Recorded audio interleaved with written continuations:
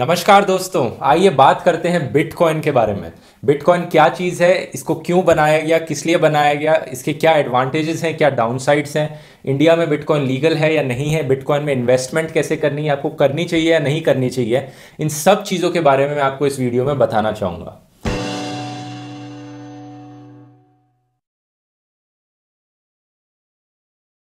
Bitcoin को अगर कम से कम शब्दों में डिफाइन करूं तो मैं कहूंगा ये एक डिजिटल एसेट है या फिर एक डिसेंट्रलाइज्ड डिजिटल करेंसी है।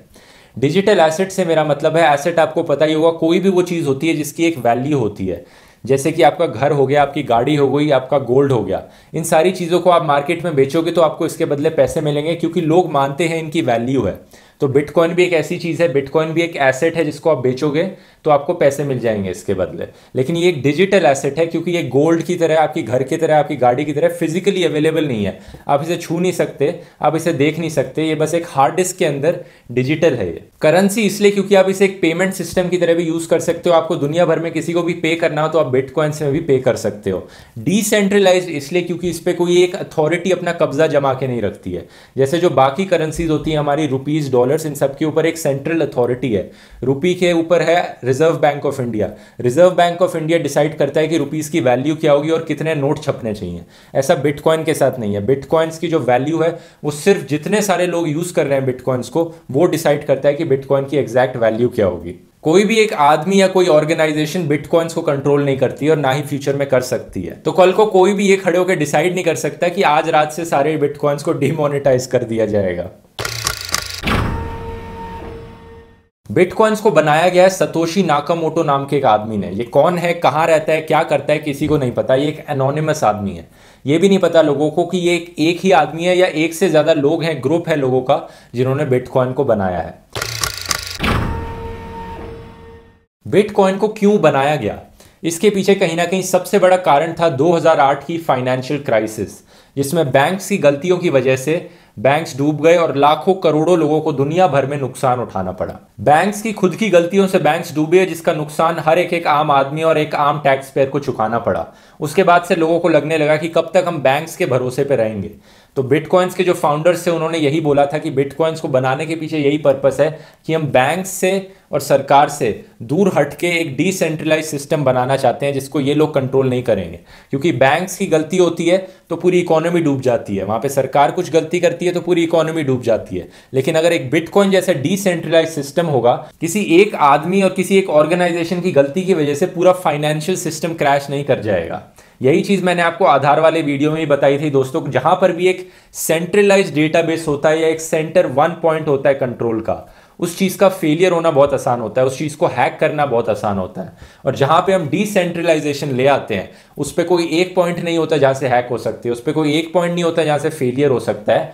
वो चीज जनरली सक्सेसफुल रहती है।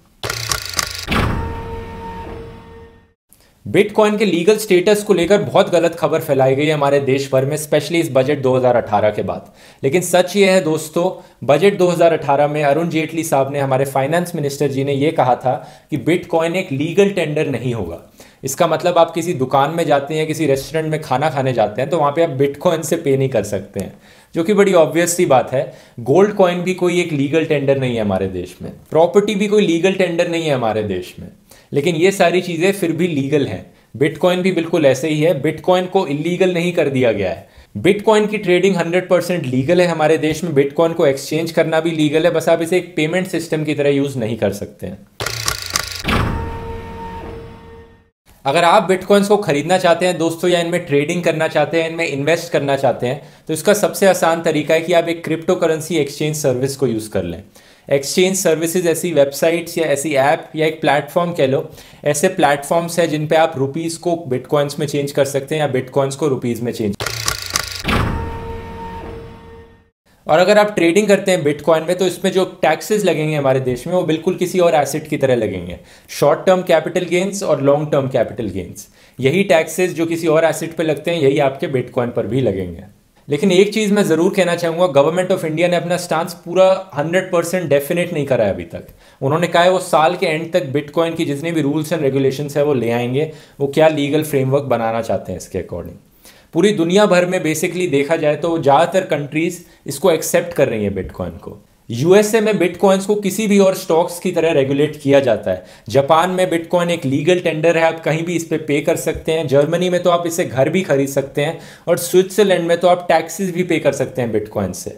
लेकिन कुछ ऐसी कंट्रीज भी हैं जिन्होंने बिटकॉइन को पूरी तरह से एक्सेप्ट नहीं किया, जैसे कि चाइना, जिन्होंने सारे बिटकॉइन एक्सचेंजेस को बैन कर दिया। लेकिन माइनिंग अभी भी वहाँ पे जारी है और बहुत सारी बिटकॉइन माइनिंग अभी भी चाइना में ही होती है। रशिया की बड़ी फ्लिप फ्लॉप पॉलिसी रही है, इस पर कभी हाँ किया इन्होंने, कभी ना किया। तो इंडिया की जो साल के एंड तक पॉलिसी आएगी, मुझे उम्मीद है वो बाकी डेवलप्ड कंट्रीज की तरह ही बिटकॉइन को एक्सेप्ट करने में लगेगी। बिटकॉइन का सबसे बड़ा एडवांटेज फिजिकल करेंसीज के ऊपर यही है कि कोई इसे एक सेंट्रल बैंक कंट्रोल नहीं करता है। तो आप किसी को भी बिटकॉइन टू बिटकॉइन पैसे भेज रहे हैं तो इसके बीच में कोई मिडिल मैन नहीं है, तो आपका जो ट्रांजैक्शन फीस है वो बहुत कम होता है बिटकॉइन में। और जाहिर सी बात है, कोई सेंट्रल बैंक नहीं है, तो बिटकॉइन की वैल्यू को ऊपर या नीचे करना किसी सरकार या किसी बैंक के हाथ में नहीं है। इंटरनेशनल पेमेंट्स पे सबसे बड़ा फायदा है बिटकॉइन पे। बहुत से ट्रांजैक्शन चार्जेस होते हैं, करेंसी कन्वर्जन चार्जेस होते हैं, रेमिटेंस फी होती है, इतने सारे एक्स्ट्रा चार्जेस आपको बैंक को पे करने पड़ते हैं बस इधर से उधर पैसे भेजने के लिए, जो कि बिटकॉइन में नहीं करना पड़ेगा। एक और बहुत बड़ा एडवांटेज है बिटकॉइन को यूज करने के पीछे, वो है ब्लॉकचेन टेक्नोलॉजी। ब्लॉकचेन बेसिकली आप कह सकते हो फाइनेंशियल शीट है जिसपे हर एक बिटकॉइन ट्रांजैक्शन को रिकॉर्ड करके रखा जाता है और क्रिप्टोग्राफिकली सिक्योर किया जाता है। और बिटकॉइन फ्यूचर में सक्सेसफुल हो ना हो, लेकिन ब्लॉकचेन जरूर सक्सेसफुल रहेगा और अभी भी हो चुका है। बहुत सी गवर्नमेंट्स, बहुत से बैंक ब्लॉकचेन टेक्नोलॉजी को ऑलरेडी यूज करने पे लग चुके हैं। इसके बारे में बहुत सारी डिटेल में बताया जा सकता है, इस छोटे से वीडियो में मैं ज़्यादा डेप्थ में नहीं जाना चाहूँगा, आप इस पर खुद रिसर्च करके पढ़ सकते हैं। बिटकॉइन के सबसे बड़े डिसएडवांटेज का कारण भी डिसेंट्रलाइजेशन ही है। अब क्योंकि कोई इसे एक सेंट्रल अथॉरिटी कंट्रोल नहीं करता है, तो उसके प्राइस पे कंट्रोल किसी सेंट्रल अथॉरिटी का नहीं है और इसका प्राइस ऊपर नीचे होते रहता है उसे देखकर कि कितने लोग इसमें इन्वेस्ट कर रहे हैं, कितने लोग इसमें पैसे निकाल रहे हैं। इतनी ऊपर नीचे होती है इसकी वैल्यू कि मान लो अगर आपने 1 लाख रुपए के बिटकॉइंस खरीदे आज, तो कल को यह भी हो सकता है कि उन बिटकॉइंस की वर्थ 2 लाख रुपए हो जाए, और ये भी हो सकता है उन सेम बिटकॉइंस की वर्थ कल 50,000 रुपए तक गिर जाए। यहां पे आप चार्ट देख सकते हैं कैसे बिटकॉइन कितना ज्यादा ऊपर नीचे गया है। दिसंबर के अराउंड यहाँ पे पीक रीच कर लिया था बिटकॉइन ने, उसके बाद काफी ज्यादा नीचे इसका प्राइस गिर चुका है। फ्यूचर में इसका प्राइस ऊपर जाएगा नीचे जाएगा, इस पे कुछ भी कहना बहुत मुश्किल है। बिटकॉइन का एक और बहुत बड़ा डाउनसाइड जो आज के टाइम पे है कि ट्रांजैक्शन कॉस्ट अभी भी काफी हाई है, ट्रांजैक्शन टाइम भी बहुत ज्यादा है और पेमेंट करना भी इतना आसान नहीं है।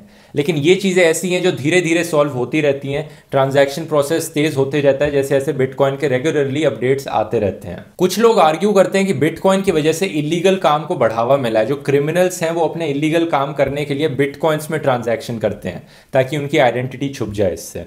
लेकिन मैं ऐसा नहीं मानता, क्योंकि बिटकॉइन की जितनी भी ट्रांजैक्शंस होती हैं वो सारी ब्लॉकचेन पे रिकॉर्डेड होती हैं, एनोनिमसली रिकॉर्डेड होती हैं, आइडेंटिटी ज़रूर नहीं दिखती, लेकिन जितनी भी ट्रांजैक्शंस हैं वो सारी ब्लॉकचेन पे रिकॉर्डेड हैं। ऐसा बाकी करेंसीज के साथ नहीं होता, रुपीज़, डॉलर्स, गोल्ड में कोई ट्रांजैक्शन करता है तो नहीं होता। और बिटकॉइन के आने से पहले जो करप्ट लोग अपने इलीगल काम करते थे वो रुपीज़, डॉलर से करते थे। बिटकॉइन के आने के बाद कुछ लोग बिटकॉइन यूज़ करने लग गए, तो इससे ज़्यादा फर्क नहीं पड़ा है। और ऐसा नहीं है कि बिटकॉइन की वजह से इलीगल काम होने बढ़ चुके हैं, ये इंडिया में काफ़ी लोग आर्ग्यू करते हैं। लेकिन अगर ऐसा होता तो वर्ल्ड की डेवलप्ड कंट्रीज बिटकॉइन को लीगल नहीं कर देती। अब आप मुझसे पूछेंगे कि बिटकॉइन में इन्वेस्टमेंट करनी चाहिए या नहीं करनी चाहिए और कितनी करनी चाहिए।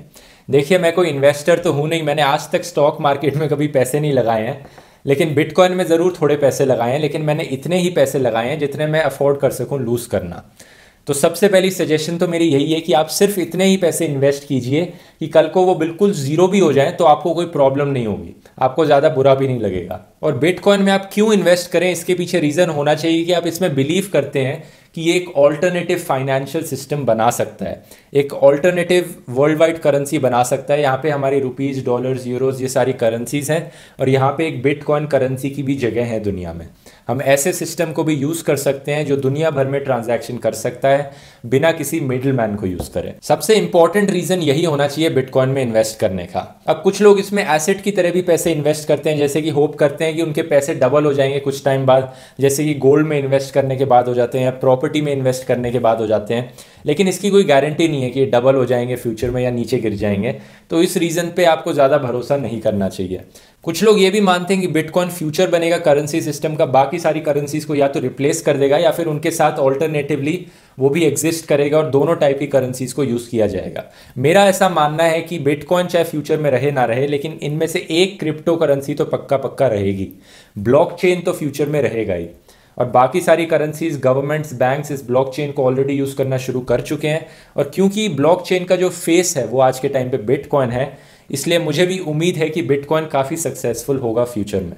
और बाकी मैं आपको ये सजेस्ट करूंगा कि अगर आप इन्वेस्ट नहीं कर रहे हैं तो बिटकॉइन और ब्लॉकचेन के बारे में रिसर्च ज़रूर कीजिए। इसके बारे में बहुत सारा मटेरियल अवेलेबल है इंटरनेट पे, इसके बारे में पढ़िए, जानिए कि ये क्या चीज़ है, कैसे काम करती है, डीप अंडरस्टैंडिंग रखिए इस चीज़ की, क्योंकि आने वाले फ्यूचर में इसकी बहुत इंपॉर्टेंस होने वाली है। और रिसर्च करना इसलिए भी ज़रूरी है क्योंकि बिटकॉइन से रिलेटेड बहुत स्कैम्स भी होते हैं। ये एक नई टेक्नोलॉजी है, बहुत सारे तरीके हैं स्कैम्स करने के। अगर आपको पसंद आया हो वीडियो तो शेयर करना ना भूले दोस्तों। सब्सक्राइब कीजिए चैनल को ऐसे ही और इन्फॉर्मेटिव वीडियोस देखने के लिए। बिटकॉइन से रिलेटेड मैं अगला वीडियो निकालूंगा, बाकी क्रिप्टो करेंसीज पे जल्द ही मिलेंगे हम अगले वीडियो में। धन्यवाद।